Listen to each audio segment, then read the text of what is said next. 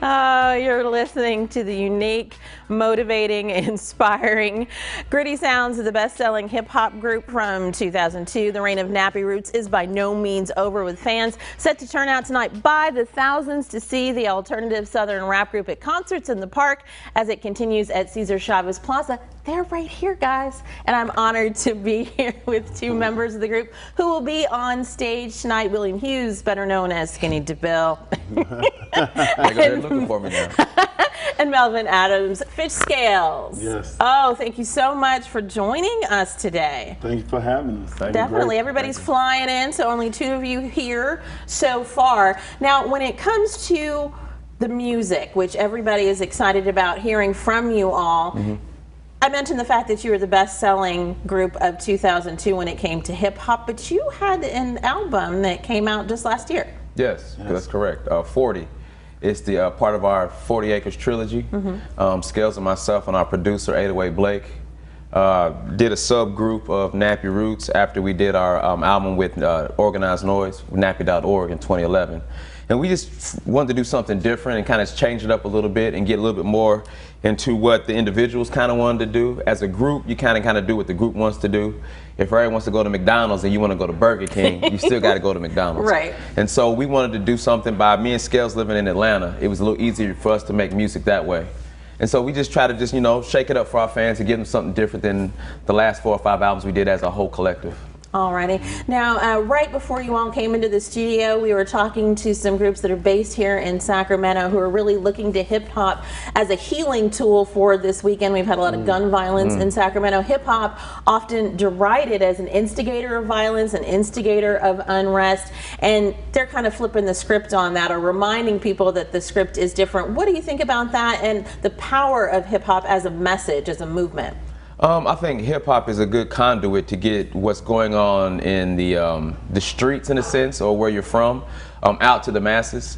When it started, it was a way for us to express how the system was kind of doing us kind of dirty as African Americans in certain places, and it also was a place for us to listen and learn how to do better. If you listen to, say, Public Enemy or X-Clan or Dead Prez at the time, and even NWA, you know, they were very influential in speaking about what was actually going on. In life and hip-hop, everything is not so happy-go-lucky all the time, and you need someone to tell you how it is instead of sugarcoating and putting you know, funny colors over your eyes to see. So I think hip-hop has a lot of influence throughout the world. We helped get Barack Obama elected, you know, so we can speak a lot from our platform and teach the next generation what to do. We lost a lot of our black leaders, you know, they didn't really make it through the civil rights into the 80s and 90s, so we had to look up to either athletes or rappers.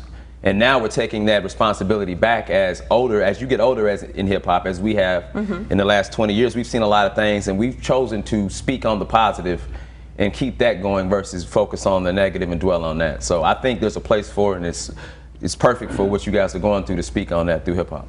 And then, since you just mentioned scales being dropped over people's eyes, Scales, what do you think about the power of hip-hop? Your thoughts on that as a movement for healing? Well, I agree with everything Skinny said. And I was thinking, like, you know, some of the civil rights leaders from the past, I'm sure they would have loved to have a tool like hip hop, you know, to be able to reach out to some of the artists who are taking leadership positions. First name comes, of course, Jay-Z, but another name come to mind, like Meek Mill, how he's dealing with prison reform, probation reform, the whole system.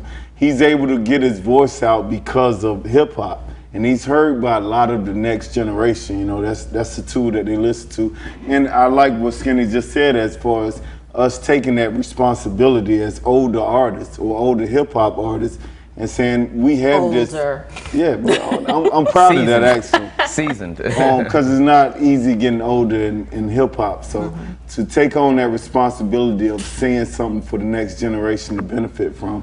Proud of that.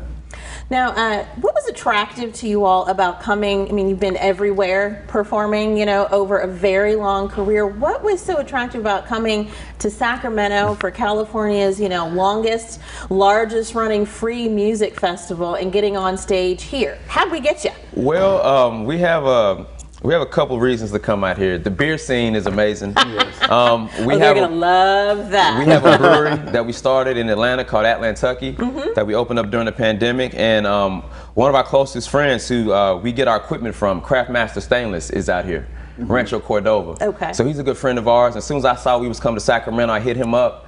We flew in a day early just to try out some of the good libations your city has to offer. Some really good A whole spots. day early. Yeah, we had a Nice. pregame. We had a pregame. We got here about 10:30 and got right to it. So, but Sacramento and California's always shown us love as Nappy Roots. And even though we're from Kentucky and Georgia, as we travel, we meet a lot of people that are just like us. And they're just down home, good to earth people that just want to have a good time and hang out and just, just kick it. And so we found that beer is a common denominator that we've used throughout our touring for the last 4 or 5 years.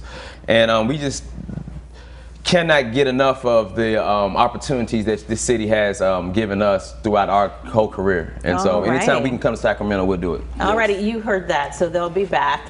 And they're going to be on stage tonight. I'm going to let it slip. New music tonight, so Yeah. you will be able to enjoy that. And there's about 6,000 to 8,000 people that wow. come to one of these events at concerts in the park. We're kind of back to 2019 numbers pre-pandemic, so Yeah. you're going to have a nice thick crowd. And I've heard from Adam Epstein, our meteorologist, that going to be pretty nice weather, so everybody will be able to dance and enjoy. Thank you so Well, much that's amazing. Thank you for so joining much. us Well, today. thank you for your time. Definitely.